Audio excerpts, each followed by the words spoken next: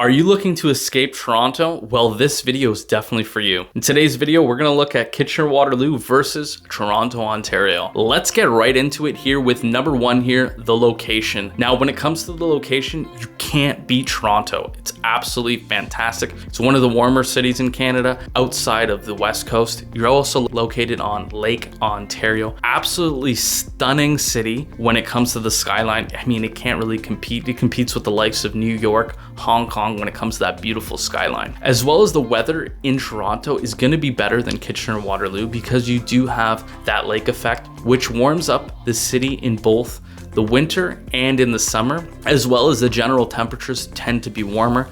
In addition to that, they don't get as much snow as we do down here in Kitchener-Waterloo, and that is evident if you are driving from Kitchener-Waterloo to, say, Toronto. You'll actually see there's less and less snow in the winter as you go east towards downtown Toronto. So in this category, let's give the point to Toronto. Now, when it comes to the economy and job market, both cities are absolutely fantastic options, and they're both very well diversified. We're not really reliant on any particular industry, both in Kitchener-Waterloo and Toronto.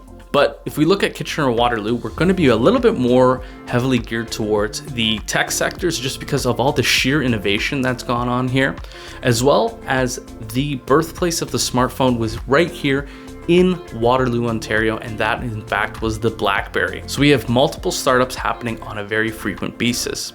If we look at the stats though, in the city of Kitchener, the average household income is just over $102,000. In Waterloo, it is just under $128,000. And in the city of Toronto proper, it is just over $132,000. So strictly on an income basis, you're slightly better off in Toronto. So we'll give the point here to Toronto, Ontario. Now that brings me on to the third thing here is the cost of living. And of course, this one's evident. Kitchener-Waterloo is in fact cheaper than Toronto. How cheap? If you're making $8,000 as a family in the city of Toronto, you will need $6,700 here in the city of Kitchener to have the same equivalent lifestyle. This is taking into account renting rather than owning. And in the case of owning, compared to Toronto, you are far better off here as our rents are pretty high and they're almost as close as Toronto's rents, but our real estate is much cheaper. In this particular category, we're gonna have to give the point to Kitchener-Waterloo. Now, one of the biggest factors when looking at a new place to live is what is the real estate gonna cost me? Well, looking at the July stats for the city of Kitchener, the average price was $780,556. In the city of Waterloo, it was just over $792,000. And in the greater Toronto area, so Toronto and the surrounding areas, it was $1,118,000 and some change. Now, the biggest difference between the GTA and Kitchener-Waterloo is in fact in our detached pricing as well as the freehold pricing. If we look at the detached sector, Kitchener's average detached price for July was just over $913,000. In Waterloo, it was just a hair over $1 million, and in the greater Toronto area, it was $1,427,000. So if you are looking to make the move here to Kitchener in particular, you're gonna be saving $500,000. And this is truly life-changing money. You're gonna be saving quite a few dollars, not to mention you're probably going to get a wider lot. You're probably going to get more space as the greater Toronto area. In particular, they're going to have shorter lots. They're not going to have those wide frontages. They're not going to have as many square feet as you will find here in Kitchener-Waterloo. And if you are looking to make a move here to Kitchener-Waterloo, I would be more than happy to help you. You can book a call with me in the first link in the description. So in this category, let's give the point to Kitchener-Waterloo. Number 5 here is the transportation and infrastructure, and both cities are excellent. There's definitely some great projects going on, but I think on a per capita wise, Kitchener-Waterloo is going to take the point here, and I'll explain why. The LRT system. We had one of the first LRT systems in Canada, especially outside of the major hubs. In Kitchener-Waterloo, we only have a population of about maybe 430,000 between the two cities, and we do have an excellent LRT hub, which has about 19 stations and about 19 kilometers long, which connect both the north end of Waterloo to the south end of Kitchener. There's also going to be a further expansion into Cambridge, which will be starting in the future and probably wrapping up in the early 2030s. Now, looking at the lost hours due to traffic, Kitchener-Waterloo is 97 hours per year, and in Toronto, it's a staggering 164 hours lost due to traffic. I get anxiety just driving up there. It's so busy.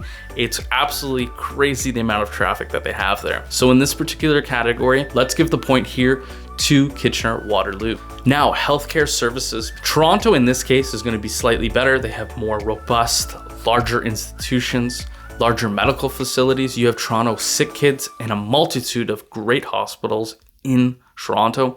You're going to be better well served in Toronto as opposed to here in Kitchener-Waterloo. We're a little bit underserved here when it comes to the number of hospitals as well as hospital beds. Now, the sixth category we'll look at here is the education. Now, Toronto has excellent universities. They have the best university in Canada, in fact, which is the University of Toronto. But on a per capita wise, I think you have a lot of great choices here in Kitchener-Waterloo for the amount of population that we do in fact have. We do have the University of Waterloo, which is a world-renowned school at this point, ranked number 8th in Canada. We also have the Wilfrid Laurier University, an excellent business school, ranked number 29 in Canada. And finally, we do have Conestoga College. If you are looking to go that route, they have excellent programs there as well. So in this category, let's give the point to Kitchener-Waterloo. Now, cultural and recreational activities and general fun. Let's be honest here. I think Toronto's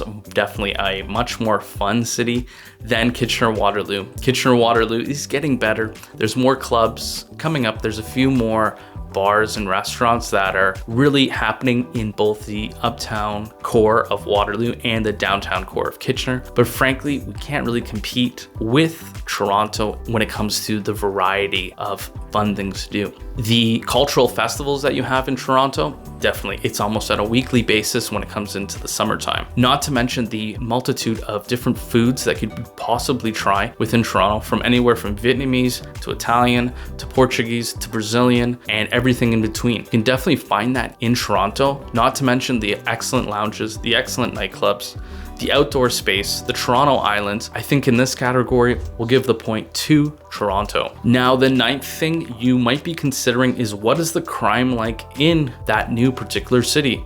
Well, in this case, it might be a little bit shocking. We keep reading the headlines that Toronto is an unsafe place. Well, actually, in fact, it's safer than Kitchener-Waterloo, and it's one of the safest cities in Canada, believe it or not, within the top 10. Now, both cities are incredibly safe, but Toronto is a little bit safer. If we look at the crime severity index, Toronto rated 60.7, Kitchener-Waterloo was ranked 79.4. Both incredibly safe. I haven't had any problems here living in Kitchener-Waterloo. As a person that's lived here my entire life, I never had any problems whatsoever. In this category, based on the stats, Toronto is safer. Now, when it comes to the future growth potential of these two, I think Toronto's still going to be the place to be. I think Kitchener-Waterloo is a close second, just based on the smaller population that we do have. But I mean, Toronto is that city that is frankly on par with some of the great cities within the world, like Vancouver, like New York, like Vienna, Austria, like Singapore, like Hong Kong. Toronto is right there. And I think in the future, yeah, rents are going to increase. Property prices are always going to increase in Toronto